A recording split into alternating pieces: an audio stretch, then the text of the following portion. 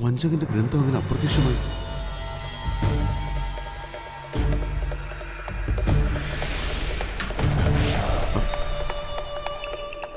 എന്റെ ഗ്രന്ഥവും കാണുന്നില്ലല്ലോ.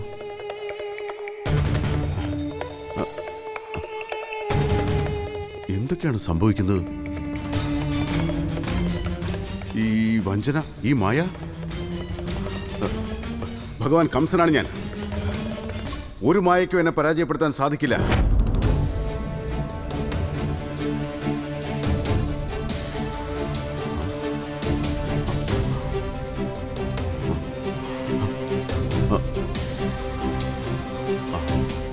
ആരും ഇങ്ങോട്ട് വരുന്നുണ്ടെന്ന് തോന്നുന്നു.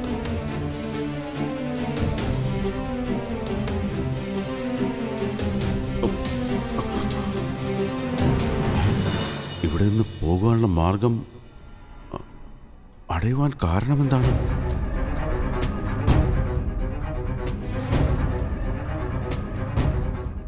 സമയപരിധി അവസാനിക്കുന്നതിന് മുൻപ് എൻ്റെ ലക്ഷ്യം നിറവേറ്റി എനിക്ക് ഇവിടെ നിന്ന് പോകേണ്ടതുണ്ട്. അല്ലെങ്കിൽ എല്ലാ കാര്യങ്ങളും പരാജയപ്പെടും. എൻ്റെ ഗുരുദേവന്റെ മുന്നറിയിപ്പ് അനുസരിച്ചിരുന്നുവെങ്കിൽ ഇപ്പോൾ എനിക്ക് ഈ അവസ്ഥ വരില്ലായിരുന്നു. എനിക്ക് ഇവിടെ നിന്നും എത്രയും വേഗം പുറത്തു കടന്നേ മതിയാകൂ. പക്ഷെ എങ്ങനെ?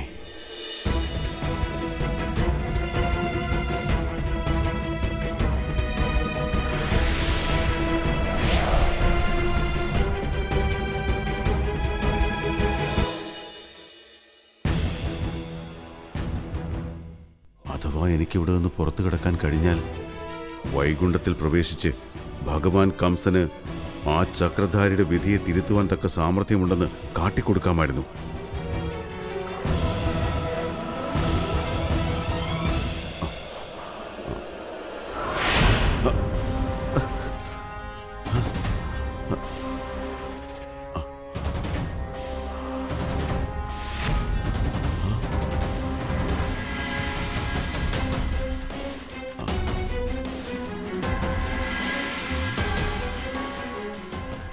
ഇതുവഴി പോകാം.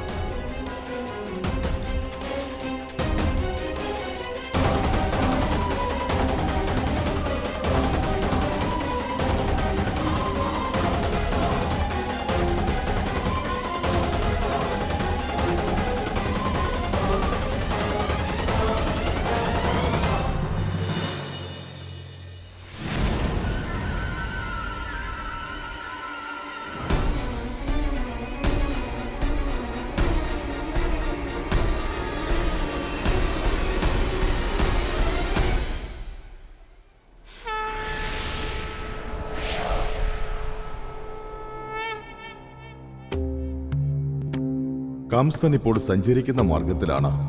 അദ്ദേഹത്തിന്റെ വിധി അദ്ദേഹത്തെ പ്രതീക്ഷിച്ചിരിക്കുന്നത്.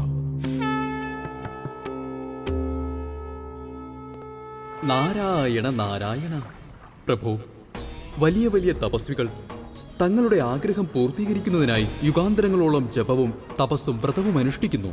എന്നാൽ അങ്ങ് ഈ പാപിയായ കംസന്റെ ആഗ്രഹത്തെ ഒരു നിമിഷം കൊണ്ട് പൂർത്തീകരിച്ചിരിക്കുകയാണ്. ഈ ലീലയുടെ ഉദ്ദേശം എന്താണ് പ്രഭു? ദേവർഷേ, ഭഗവാൻ സാധാരണ മനുഷ്യർക്ക് നൽകുന്നത് മനുഷ്യൻ ആഗ്രഹിക്കുന്നത് തന്നെയായിരിക്കും.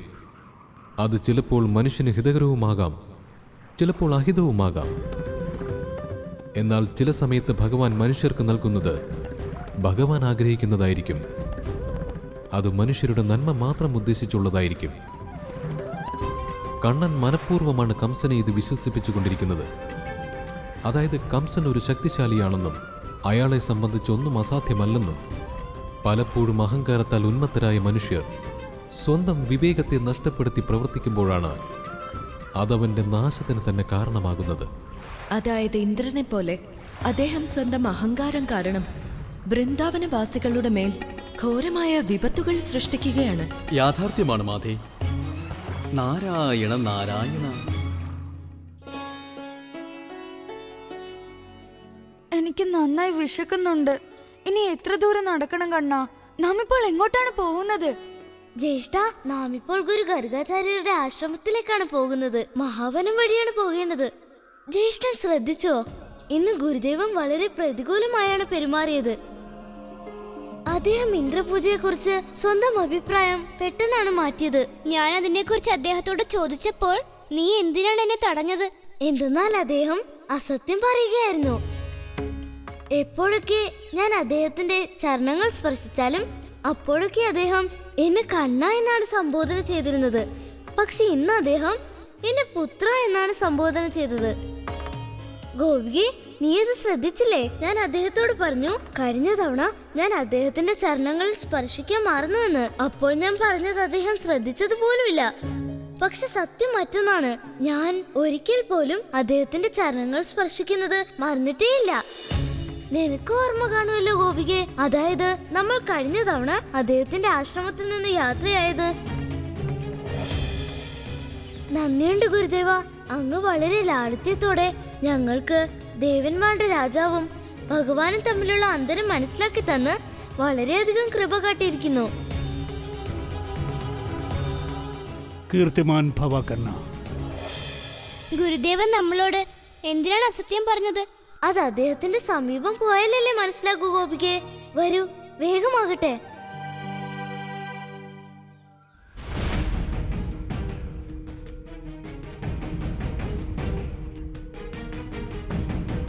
വേഗമാകട്ടെ, അല്ലെങ്കിൽ ഗുരുദേവൻ മറ്റെന്തെങ്കിലും കാര്യത്തിനായി ആശ്രമത്തിൽ നിന്നും പുറത്തു പോകും. അതേ ഗോപാലക, വേഗമാകട്ടെ. അതെ കണ്ണ, നീ പറയുന്നത് ശരിയാണ്. നമുക്ക് വേഗം ആശ്രമത്തിൽ എത്തണം. അതെ ജ്യേഷ്ഠ. നമുക്ക് ഇന്ദ്രദേവന്റെ പൂജ ഗുരുദേവന്റെ സാന്നിധ്യത്തിൽ തന്നെ നടത്തണം.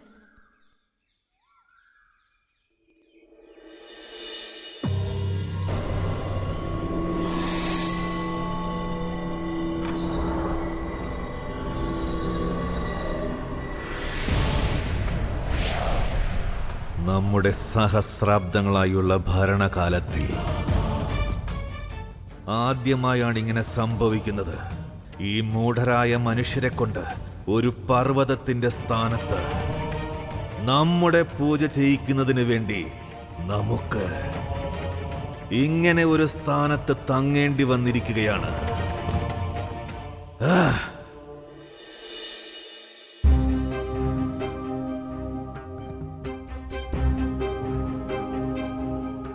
ആശ്രമ കവാടം അടച്ചിരിക്കുന്നു. വേണ്ട മിത്രമേ, അദ്ദേഹം ധ്യാനത്തിലായിരിക്കും. അദ്ദേഹത്തിന്റെ ധ്യാനത്തെ തടസ്സപ്പെടുത്തുന്നത് ഉചിതമല്ല. പക്ഷേ നമ്മുടെ പക്കൽ സമയം കുറവാണ്. ഞാൻ അകത്തുപോയി നോക്കിയിട്ട് വരാം.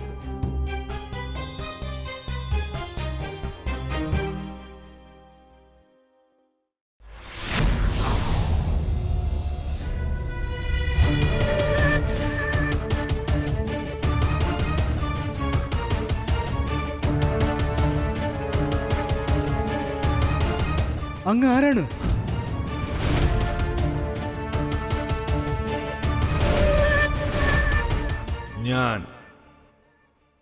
ഞാൻ ഭഗവാൻ ഇന്ദ്രനാണ്. ഇന്ദ്രനോ?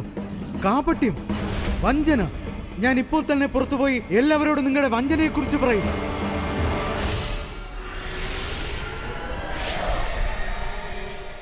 നിനക്കാരോടും ഒന്നും പറയാൻ സാധിക്കില്ല. നമ്മുടെ ഈ രഹസ്യം രഹസ്യമായി തന്നെ ഇരിക്കും. ഒരാൾക്ക് പോലും അറിയാൻ സാധിക്കില്ല.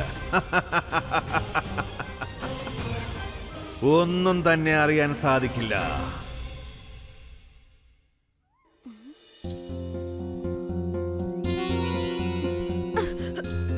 ഇത് സോമരസമാണല്ലോ. ചേച്ചി, ഗർഗാചാര്യ മഹർഷിയുടെ ആശ്രമത്തിൽ നിന്ന് ഈ സോമരസത്തിന്റെ ചഷകത്തെ ആരാണ് വലിച്ചെറിഞ്ഞത് ഗോപാലക? ഗോപികെ, എന്റെ മാതാവ് പറയാറുണ്ട്, സോമരസം ദേവന്മാർക്കും പിന്നെ ഇന്ദ്രനും വളരെയേറെ പ്രിയമാണ്. ഇനി ചിലപ്പോൾ ഗുരുദേവന്റെ വേഷത്തിൽ മറ്റേതെങ്കിലും വ്യക്തിയാകുമോ?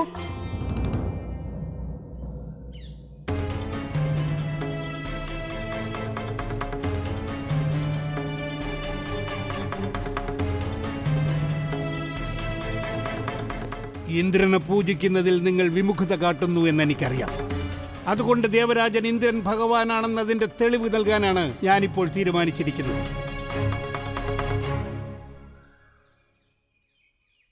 ഋഷിവര്യ, പുറത്തേക്ക് വരൂ.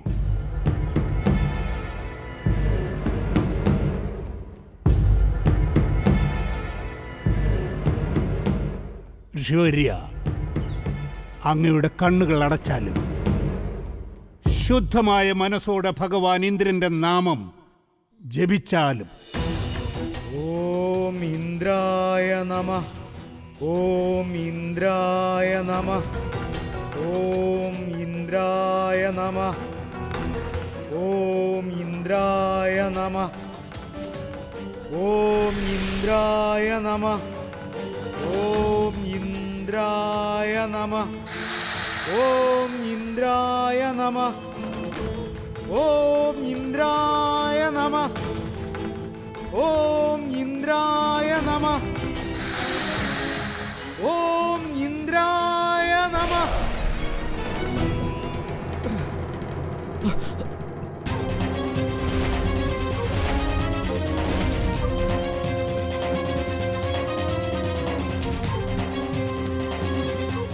ഗുരു ഗർഗാചാര്യരെ, ഈ ഋഷിവര്യൻ എന്തു പറ്റി?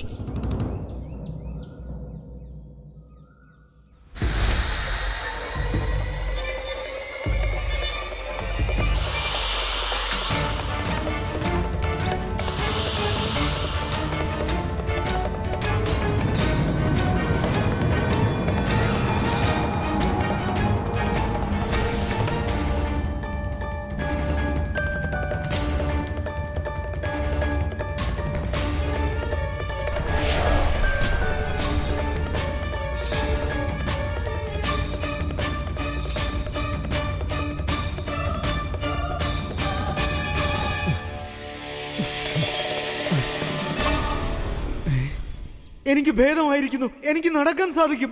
ഇന്ദ്രദേവൻ വിജയിക്കട്ടെ. ഇന്ദ്രദേവൻ വിജയിക്കട്ടെ. ഒരാൾ പോലും മനസ്സിലാക്കിയിട്ടില്ല നാം ഗർഗാചാര്യനല്ല, ഇന്ദ്രനാണെന്ന്. നമ്മുടെ ശക്തി പ്രയോഗിച്ച് ഇവരെ നമ്മുടെ ഭക്തരായി മാറ്റുകയാണെന്ന് ആർക്കും അറിയില്ല.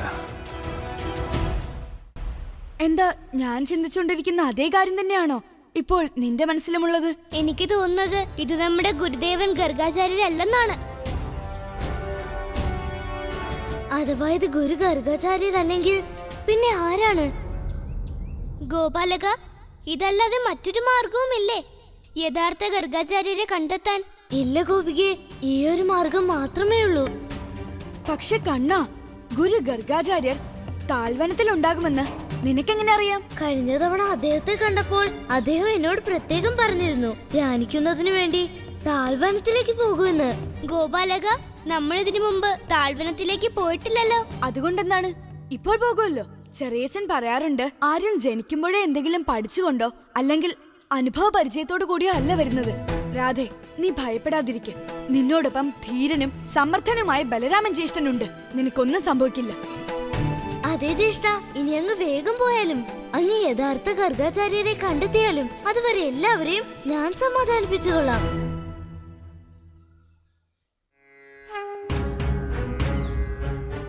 ഓം നമോ ഭഗവതേ വാസുദേവായ നമഃ.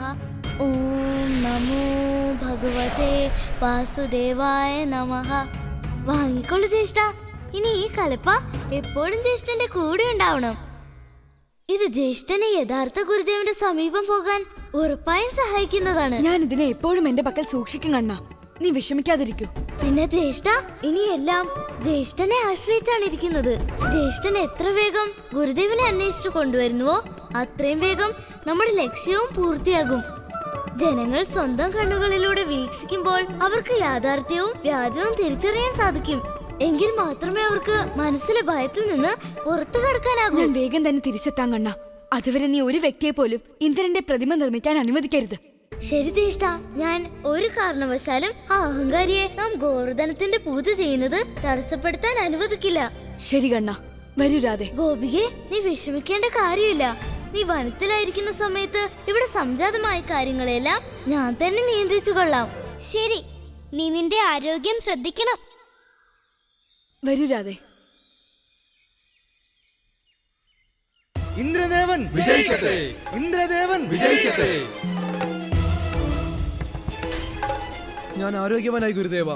എന്റെ കണ്ണുകളിലെ പ്രകാശം എനിക്ക് തിരിച്ചു കിട്ടി. അതേ ഗുരുദേവ, എന്റെ അസുഖം ഭേദമായിരിക്കുന്നു. ഗർഗാചാര്യ ഗുരുദേവൻ, ഗർഗാചാര്യ ഗുരുദേവൻ. എനിക്കല്ല ജയാരവം മുഴക്കേണ്ടത്. ഭഗവാൻ ഇന്ദ്രന്റെ നാമം സ്മരിക്കൂ. കാരണം അദ്ദേഹത്തിന്റെ കൃപയും അനുഗ്രഹവും കൊണ്ടാണ് നിങ്ങൾക്ക് ഭേദമായത്. അദ്ദേഹമാണ് ഒരേ ഒരു ഭഗവാൻ, നിങ്ങളുടെ സമസ്യകൾക്കെല്ലാം പരിഹാരം കാണുന്നവൻ. ഭഗവാൻ ഇന്ദ്രൻ വിജയിക്കട്ടെ! ഭഗവാൻ ഇന്ദ്രൻ വിജയിക്കട്ടെ! ഭഗവാൻ ഇന്ദ്രൻ വിജയിക്കട്ടെ! ഭഗവാൻ ഇന്ദ്രൻ വിജയിക്കട്ടെ! ഗുരുദേവ, യഥാർത്ഥത്തിൽ ഇന്ദ്രദേവന് സമസ്യകൾക്ക് പരിഹാരം കാണാൻ സാധിക്കും. ഒരു സംശയവുമില്ല, അദ്ദേഹം ഭഗവാനാണ്. അദ്ദേഹത്തിന് ഒന്നും അസാധ്യമല്ല. അപ്പോൾ അദ്ദേഹത്തിന്റെ മിത്രങ്ങളുടെ സമസ്യ അവസാനിപ്പിക്കുമല്ലോ. തീർച്ചയായും. എന്താണ് നിന്റെ മിത്രങ്ങളുടെ സമസ്യ? എന്റെ സഹോദരൻ എപ്പോഴും എന്റെ കയ്യിലുള്ള പാൽ തട്ടിയെടുക്കുന്നു, എപ്പോഴും എന്നോട് വഴക്കിടുന്നു. ബാലക, ഇങ്ങനെയുള്ള ചെറിയ ചെറിയ പ്രശ്നങ്ങൾക്ക് ഭഗവാനെ ശല്യപ്പെടുത്താൻ പാടില്ല. ഗുരുദേവ, ഇത് ചെറിയ പ്രശ്നമൊന്നുമല്ല. ഇത് മനുഷ്യരെ സംബന്ധിച്ച് വലിയൊരു പ്രശ്നം തന്നെയാണ്. അഥവാ സഹോദരർ തമ്മിൽ സ്നേഹം നിലനിന്നില്ലെങ്കിൽ ഈ ലോകത്ത് നിന്ന് സ്നേഹം പൂർണ്ണമായി ഇല്ലാതാകും. എല്ലായിടത്തും സമാധാനം ഇല്ലാതാകും. നാലുപാടും ദുഃഖം മാത്രം വ്യാപിക്കാനിടയാകും. അതുകൊണ്ട് ഈ പ്രശ്നത്തിനുള്ള പരിഹാരം നമ്മെ സംബന്ധിച്ച് വളരെ അത്യാവശ്യമാണ് ഗുരുദേവ. ശരി ശരി, പുരാണം ഉരുവിടണ്ട. നിന്റെ സമസ്യക്കുള്ള പരിഹാരവും ഭഗവാൻ തന്നെ നിർവഹിക്കും. കാത്തിരുന്നുകൊള്ളൂ. ഓം ഇന്ദ്രായ നമഃ, ഓം ഇന്ദ്രായ നമഃ, ഓം ഇന്ദ്രായ നമഃ, ഓം ഇന്ദ്രായ നമഃ.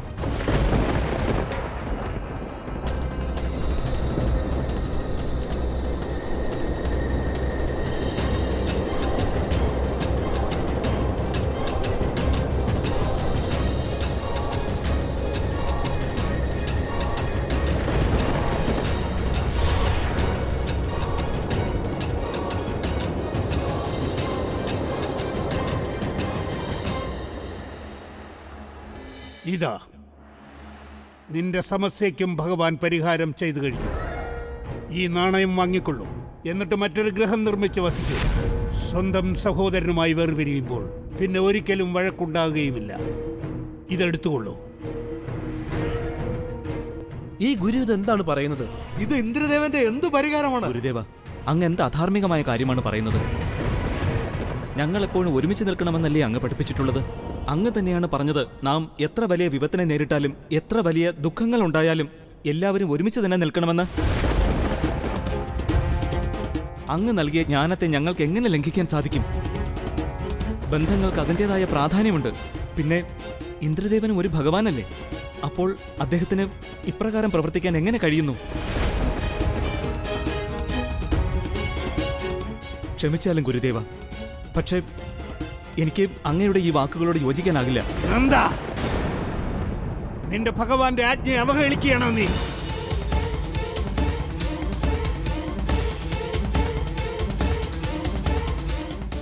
നന്ദ, ഒരു കാര്യം ഓർത്തുകൊള്ളൂ. എന്റെ നാവിൽ നിന്ന് ഉതിരുന്ന ഓരോ വാക്കും എന്റേതല്ല, ഭഗവാൻ ഇന്ദ്രന്റേത് മാത്രമാണ്. ഭഗവാൻ ഇന്ദ്രന്റെ ആജ്ഞയെ അവഹേളിക്കുക എന്നാൽ ദുരിതങ്ങളെ ക്ഷണിച്ചു വരുത്തുക എന്നാണ് അർത്ഥം.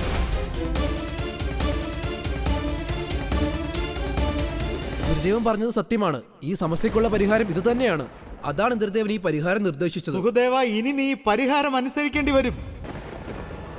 ഇനി ഇന്ദ്രദേവനോടൊപ്പം ഇവരെ കൂടി കാര്യങ്ങൾ ബോധ്യപ്പെടുത്തേണ്ടി വരുമെന്ന് തോന്നുന്നു. നാം എല്ലാവരും പ്രകൃതിയുടെ സന്തതികളാണെന്നും പ്രകൃതിയുടെ പക്കൽ മനുഷ്യരുടെ ഓരോ സമസ്യക്കുള്ള പരിഹാരം ഉണ്ടെന്നും ബോധ്യപ്പെടുത്തണം. അദ്ദേഹം എന്ത് പരിഹാരവും പറഞ്ഞുകൊള്ളട്ടെ കണ്ണ. എന്ത് തന്നെ സംഭവിച്ചാലും എന്റെ സഹോദരനെ എനിക്ക് വിട്ടുപിരിയാനാവില്ല. ദുഃഖിക്കാതിരിക്കും മിത്രമേ. ഞങ്ങൾ നിന്റെ സമസ്യയുമായി ഗോവർദ്ധന പർവ്വതത്തിന്റെ സമീപത്തേക്ക് പോകുന്നതാണ്. ഗോവർദ്ധന പർവ്വതം ഭഗവാൻ അല്ലത് നിങ്ങളുടെ സമസ്യകൾക്ക് പരിഹാരം നിർദ്ദേശിക്കുവാൻ. ഞാൻ അങ്ങയോട് യോജിക്കുന്നു. പക്ഷേ അങ്ങ് ഒരു സത്യം അംഗീകരിക്കേണ്ടി വരും. അതായത് ഇന്ദ്രദേവനും ഒരു ഭഗവാനൊന്നും അല്ലെന്ന്. അതുകൊണ്ട് സമസ്യയുടെ പരിഹാരത്തിനായി ഗോവർദ്ധന പർവ്വതത്തിന്റെ മുന്നിൽ പോകുന്നത് കൊണ്ട് യാതൊരു ദോഷവുമില്ല. ഓം ഗോവർദ്ധന പർവ്വതായ നമഃ. ഓം ഗോവർദ്ധന പർവ്വതായ നമഃ. ഓം ഗോവർദ്ധന പർവ്വതായ നമഃ.